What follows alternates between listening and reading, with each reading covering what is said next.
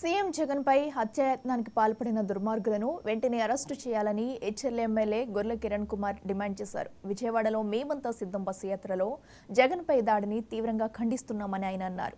Election commission నిందితులను గుర్తించి తక్షణమే వారిపై చర్యలు తీసుకోవాలని డిమాండ్ చేశారు.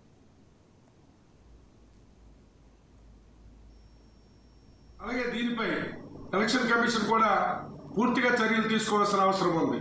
అలాగైతే ఎన్నో ఏరియాల్లో జగన్మోహన్ రెడ్డి గారు తిరుగుతూ ఉంటారు, ఎమ్మెల్యేలు కూడా తిరుగుతూ ఉంటాం.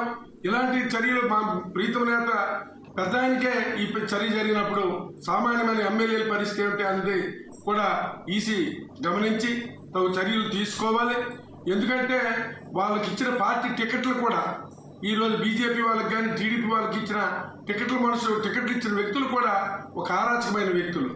ఎన్నో దుశ్చర్యలకు పాల్పడి ఈరోజు 8 10 ఎలక్ట్రిసిటీ కేసులు, అటెంప్ట్ టు మర్డర్ కేసులు కలిగి ఉన్న వ్యక్తులు కూడా వాళ్ళు ఇచ్చిన ఉన్నారు. కాబట్టి వెంటనే ఈసీ కూడా చర్యలు తీసుకొని శిక్షించవలసిందిగా కోరుకుంటూ ఉన్నాం. అలాగే